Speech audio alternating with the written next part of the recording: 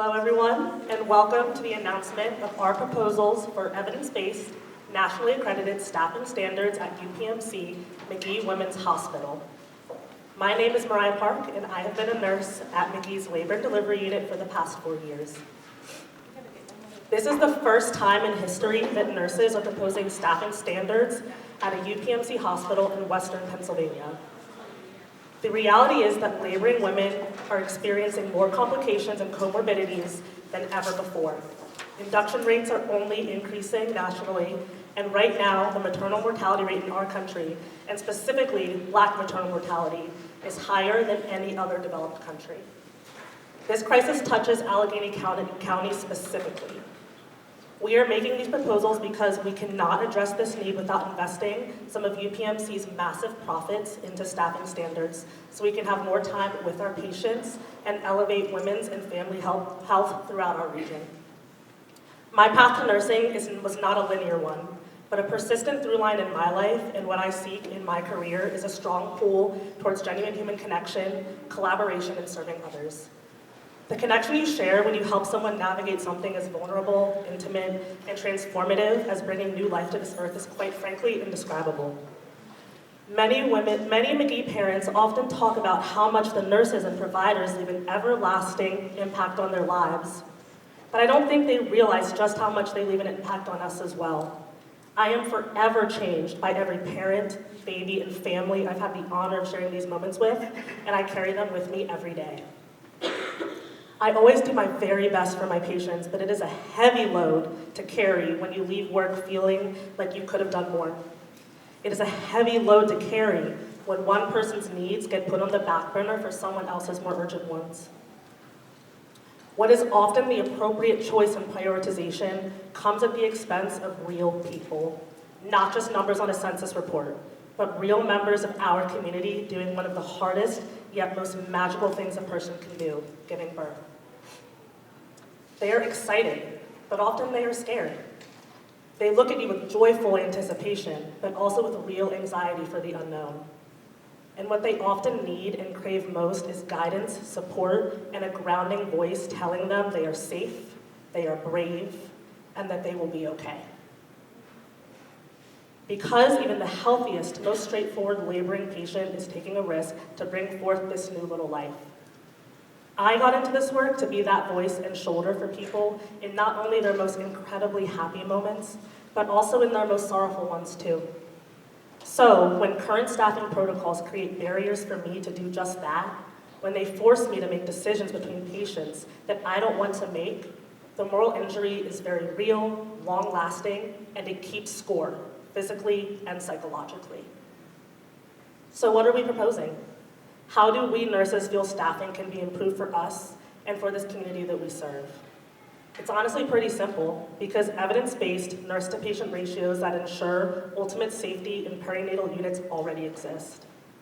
The Association of Women's Health, Obstetric, and Neonatal Nurses, or AWON, has already created specific staffing standards for acute care birthing hospitals like ours that are robustly and thoroughly researched.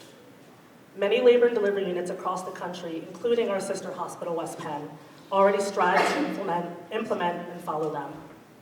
They include recommendations such as one-to-one nurse-to-patient ratios for those in active labor, those with epidurals on Pitocin, or those requiring high-risk management for conditions like preeclampsia.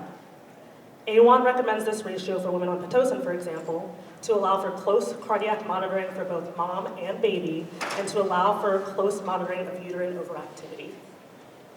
They recommend a 2-to-1 nurse-to-patient ratio for those undergoing a cesarean birth, or those in the immediate postpartum phase. That means a nurse for both the patient and a nurse for the baby. So many people in this city who give birth end up getting induced on Pitocin. They might even experience preeclampsia or other unexpected complications. AWON standards advocate for specific staffing levels that increase patient and nurse involvement in decision-making, provide continuous nursing support, and limit unnecessary interventions. We know that when we have the time with patients, they can really be a part of the decision-making process and feel in control of their experience. I'm so proud of West Penn offering A1 standards to birthing patients, and we want to offer that same one-on-one birthing care for the rest of the women in this city. And it's not just us nurses that feel this way. As a part of our negotiations, we asked for input directly from all of you in the community that we serve. We've already heard from hundreds of women and patients who deeply appreciate the care that they receive from their nurses and providers. But they also voiced concerns about feeling rushed, lacking control, and wanting more time. It's clear that we all, as members of this beautiful community, want to strive to further elevate the high-quality care already provided in this city. I want to be clear. We do not currently use these nationally accredited A1 standards at Magee. For example, I am regularly assigned to 2 laboring patients on Pitocin or who have epidurals. We are so far from these standards that it's almost hard to imagine what work could look like if we accomplished them. But what I envision is getting the time to do the work that I always pictured doing. I envision time to hold and create the appropriate space for that mother giving birth to their stillborn baby. I envision time to work with my patient, petrified of an unplanned cesarean birth, through the positions that get them that vaginal delivery they so desperately desire. I envision time to care for that fearful mother who was just diagnosed with preeclampsia and is now having an induction that wasn't quite a part of the plan. I envision time to bask in the joy of meeting that new life for the first time and being privy to those first intimate moments of a growing family. And in a healthcare system so focused on profit, I envision reconnecting with this community that I have the privilege of serving every day. That's what our staffing proposals are all about, bringing the human connection back to healthcare. Thank you.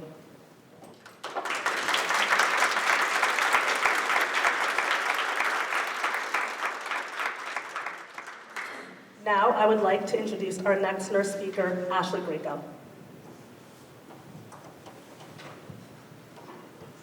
Good morning, everyone. My name is Ashley Greco. I'm a registered nurse at UPMC Magee-Womens Hospital. I've been a nurse for 12 years, nearly 8 of which have been in the neonatal intensive care unit at Magee.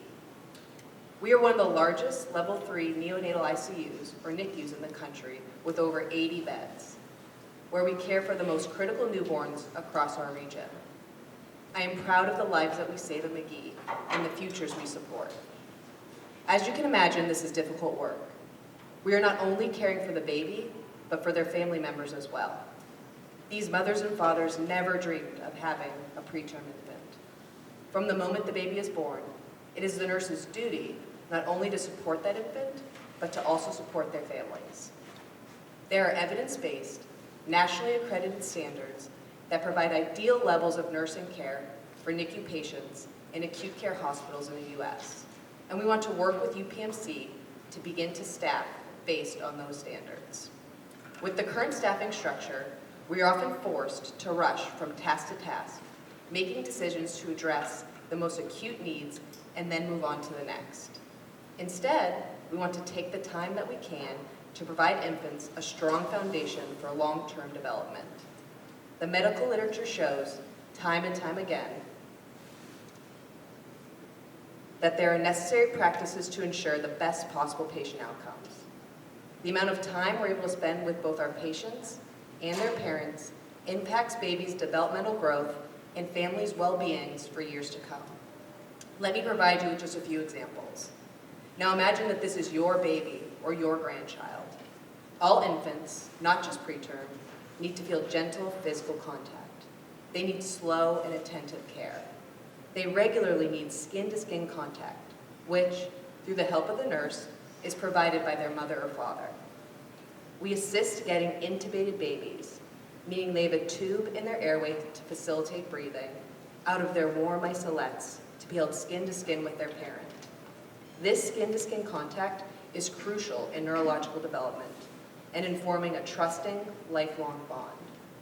Skin-to-skin helps stabilize the infant's heart rate, breathing, and blood pressure, which in turn reduces stress and improves oxygenation. This overall reduces risks to the brain, like brain bleeds. Skin-to-skin contact is also proven to decrease the rates of postpartum depression in mothers, by giving them the necessary time to bond with their baby. Studies show that the ability to provide skin-to-skin care during a NICU stay provides critical physical, emotional, and behavioral developmental benefits 20 years later. But when staffing isn't appropriate, nurses often do not have the time to get critically ill infants out of bed routinely for their parents to hold them. Further, when our preterm infants are healthy enough to safely learn to feed, it is a time-consuming process. The nurses need to support the infant in learning how to safely suck, then swallow, then breathe. But imagine that you are caring for 4 to 5 infants. They all wake up, one after another, starting to fuss. They want to be fed, to be held, to be soothed, but you are only one person and can only get to one infant at a time. Each baby is only given 5 minutes to wake up fully and feed right then. No nurse wants to cut a feeding short because there are too many patients and too few nurses. It is situations like these that our staffing proposals aim to address. We want to establish the standards set forth for NICUs by the Association of Women's Health, Obstetric, and Neonatal Nursing, or A1. Those standards are 1 nurse to every 2 to 3 newborns requiring intermediate care, 1 nurse to 1 to 2 newborns requiring intensive care, 1 nurse to 1 newborn requiring multi-system support, and 1 or more nurses to 1 unstable newborn requiring complex critical care. UPMC needs to approve our staffing proposal, which many hospitals nationwide already follow. The lives of our patients are in our hands, both when they're in the NICU and after they leave. We have a moral responsibility to make sure there are staffing standards in place that give our newborns the best possible outcome beginning in life.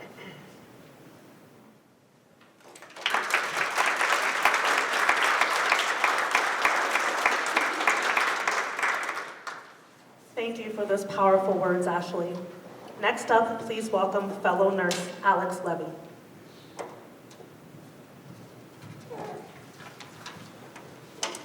Hey, good morning. My name's Alex Levy, and I've spent my entire nursing career in Magee's emergency room. We all know that Magee is a very special place, and anyone at this table could tell you that, but I want to share with you some ways in which my department is especially different. Unlike basically every other ER in the system, our department census has gone up, not down since the pandemic, and 75% of our patients are women. We're seeing more patients than ever before, and they're often far sicker and with more complex social needs. We come to work each day not knowing how many people will walk through our door and what kind of care they will require, which is why national staffing standards are so important. Last week, I was in charge of our department and everything was flowing nicely. I didn't have a patient assignment and I was able to provide my fellow nurses with breaks for lunch. However, between 1 p.m. and 3 p.m., dozens of new patients flooded in and 5 ambulances arrived. We only have 20 rooms and far more patients than beds. An emergently ill patient arrived, requiring all of her nurses' time and attention. You can see where I'm going with this. Things really do change on a dime in the emergency room. Suddenly, people are lining our hallway in stretchers, and each nurse is required to take on an additional patient. I have to put breaks on the back burner. Instead of being in the department to help, I go out to registration to help triage patients. We don't want anyone sitting in our waiting room without knowing how sick they are and how urgently we need to see them in the back. I get a call from EMS. The patient is en route with a racing heart and a blood sugar so high the glucometer can't read it. There are no rooms and no additional nurses, so I become her nurse.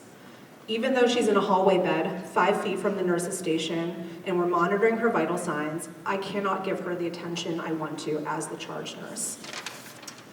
This scenario isn't uncommon these days. Our nurses, doctors, advanced practitioners, and techs are working at absolute capacity, but the volume of people just keeps increasing. What I want, and what I know my colleagues want, is to care for you and your loved ones with intentionality, thoughtfulness, and skill.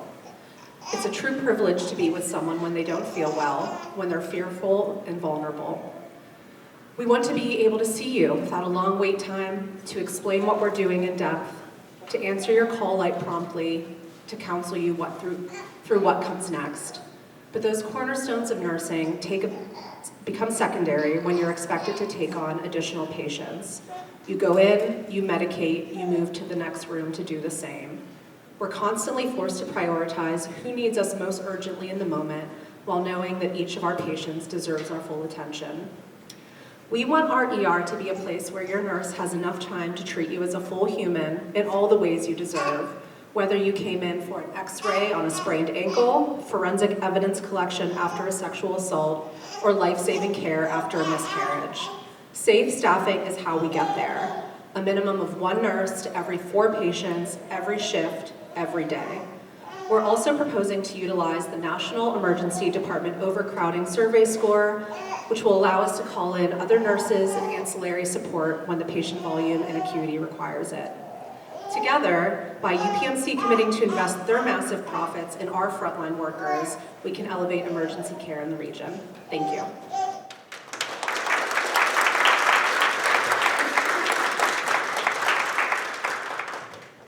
Thank you for sharing your story, Alex. Now we have dedicated lactation consultant, Cecilia Emmons.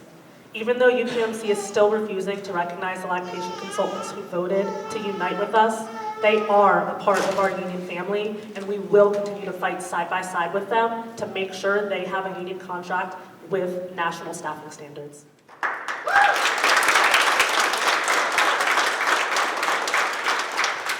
Thank you, Mariah. Hello, my name is Celia Emmons. I'm a wife, mom of 3, and a lactation consultant at Magee. I'm here today because I love what I get to do for a living. A little over 20 years ago, I had my first child, and I struggled with feeding my baby. I benefited from seeing a lactation consultant, and it changed my life. After her support, I felt more educated and empowered as a young new mom.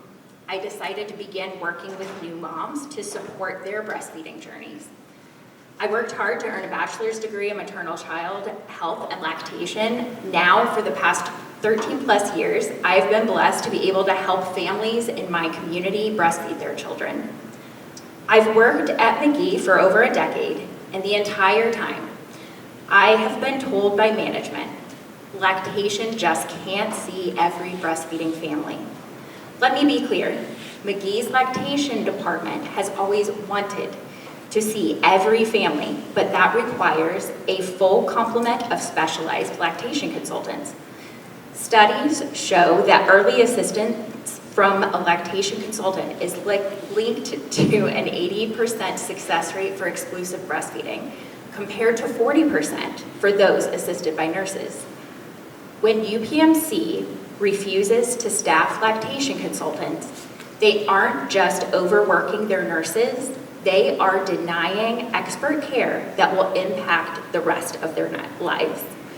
They are denying patients expert care that will impact the rest of their lives. I have been in countless situations in which I am seeing a family and I only have a short period of time to address numerous problems and concerns. These families are worried that their baby isn't getting enough milk. These families are worried that they won't know what to do if their baby isn't feeding when they get home. Most families want to exclusively breastfeed, but when they don't have the education and support of a lactation consultant, they are not able to achieve their breastfeeding goals.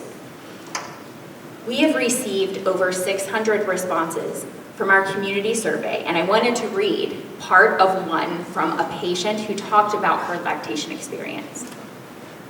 When I gave birth to my son at Magee, I wanted to exclusively breastfeed, and I had a relatively uncomplicated pregnancy, so this seemed doable.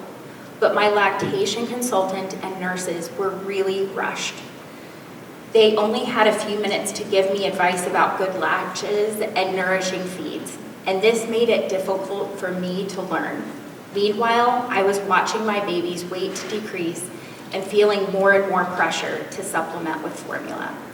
It is so stressful to feel like you already can't get your baby what they need just hours into motherhood, and having more time with the lactation consultant would have made a huge difference in helping me start motherhood with confidence and calmness.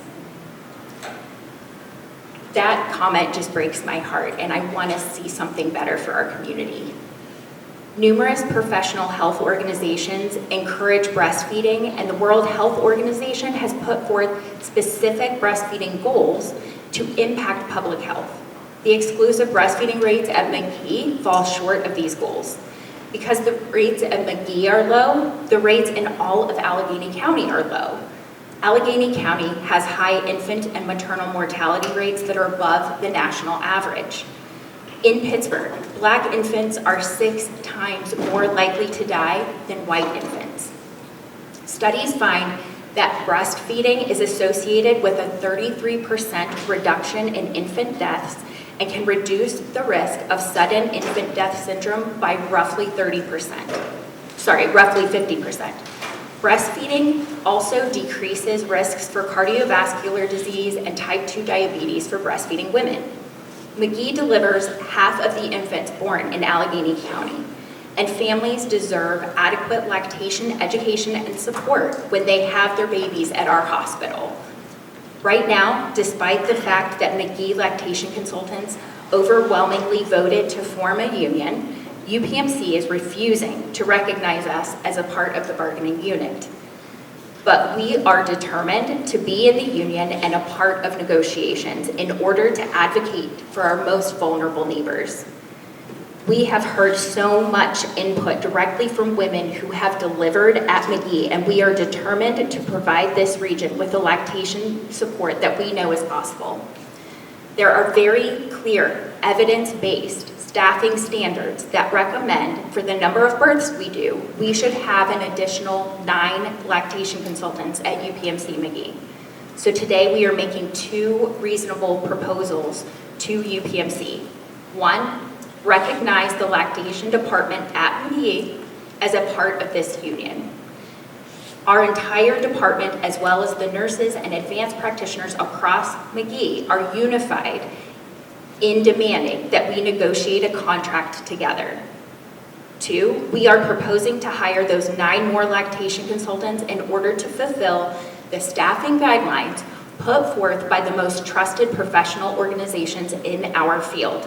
With appropriate staffing, we aim to see every breastfeeding family every day that they are at Magee, improving the level of lactation support for the families of Allegheny County. Part of UPMC's stated mission is to serve its communities by providing outstanding patient care. I wholeheartedly agree with this statement, and increasing staffing aligns with their mission. This is an opportunity for Magee to show Pittsburgh and the surrounding region they are willing to invest in the health of women, infants, and families. Thank you.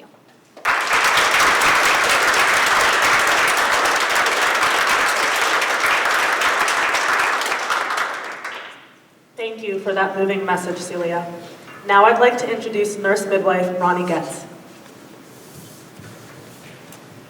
Hi, my name is Ronnie Getz. I am a certified nurse midwife, and I've worked at Magee for nearly 7 years, my whole midwifery career. I became a midwife because I wanted to provide sexual and reproductive health care in a way that would put my core beliefs into practice. For me, midwifery is one of the most direct forms of activism and advocacy to improve the health of our communities. I care for pregnant folks during labor, birth, and postpartum, including delivering babies. Perhaps less well known is that midwives also see patients in the outpatient setting for prenatal and gynecologic care. The following is a familiar experience for many of our community members. You schedule a medical appointment months in advance. You arrive on that day after a harrowing experience trying to find parking, then wait 30 minutes to be seen, perhaps while wearing nothing but a paper gown in a freezing cold room. When your provider finally comes in, things feel rushed. They don't seem to know your medical history. They explain things quickly or not at all. You leave the visit feeling like you didn't have time to address everything you wanted to. I can tell you from experience that healthcare providers are desperate to spend more time with our patients. We want to read your chart thoroughly before we meet you. We want to look you in the eye and really listen instead of stare at our computer screen. We want to address all of your concerns and explain everything in a way you understand. Beyond the basic monitoring and treatment, we want to attend to your emotional well-being and quality of life. We want to build trust so that you feel empowered to make informed healthcare decisions. We want to do all this while maintaining our own healthy work-life balance, not spending countless hours at home preparing for your visit beforehand and completing clinical documentation afterward. The staffing proposals we are presenting today reflect these priorities. Although each department of nurse practitioners and midwives has slightly varied needs, across the board, our advanced practice providers are proposing changes that will allow us to spend more time with our patients. Most outpatient appointments are currently allotted 15 minutes for a return visit and 30 minutes for a new patient. Many departments are proposing a modest increase to 20 and 40 minutes respectively. We also seek to expand the number of providers to effectively distribute the workload rather than stretch us thin.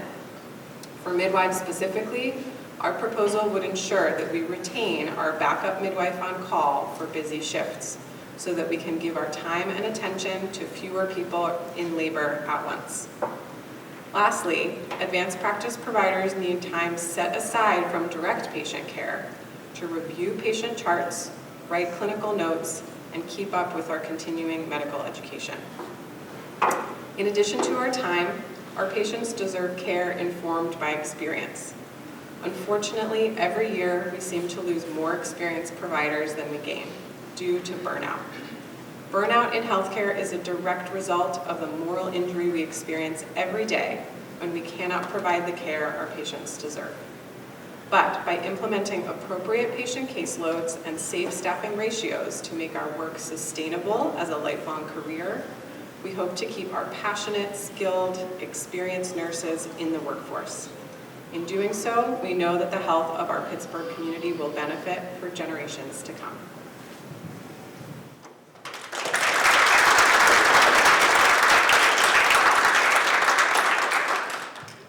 Thank you for that message, Ronnie. Next up, we have Nurse Dan Melder. Hello, my name is Dan Melder, and I am a registered nurse in the intensive care unit for adults at UPMC Magee-Womens Hospital. I began working at Magee about 2 years ago as a patient care technician, and I have been working as a nurse on the unit for the last 2 years. From the beginning, this hospital has meant a lot to me.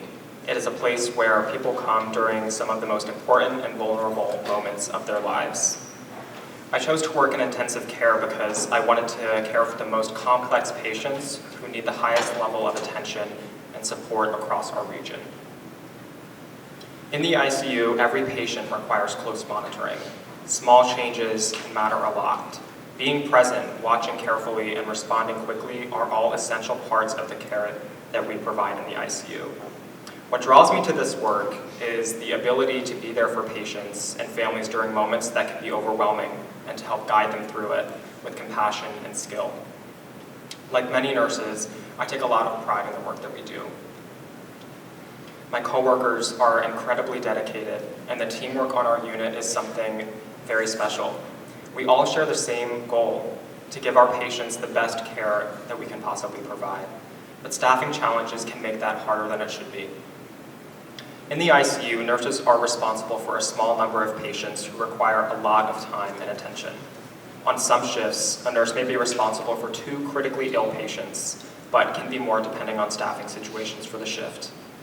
Each of those patients may need constant monitoring, medications, extreme life support, communication with families, coordination with doctors, and many other parts of care throughout the day. When staffing is stretched, nurses have to divide our time in ways that none of us want.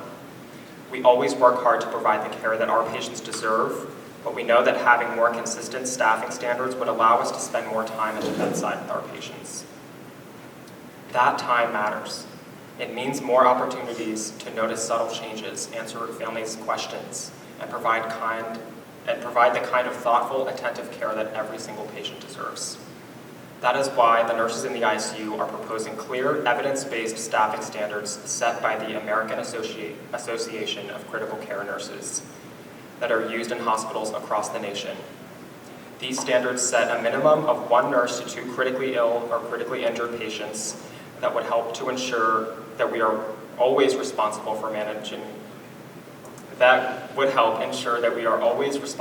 a manageable number of patients so we can focus on delivering the highest level of care. We believe these standards would benefit everyone.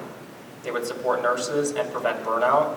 They would help patients receive more attentive care, and they would help strengthen our hospital by supporting the dedicated professionals who work there every day. We want to work collaboratively with UPMC to achieve this. UPMC has tremendous resources, and by investing in national, evidence-based, sophisticated standards, Magee has the opportunity to continue leading the way in women's and family health. When I think about the future, I imagine a hospital where every nurse has the time that they need with their patients. A hospital where families feel supported and heard, and where the nurses can fully focus on the care that brought us into the profession in the first place. That is the vision that we are working towards here, and with the right staffing standards in place, I believe that it is possible. Thank you.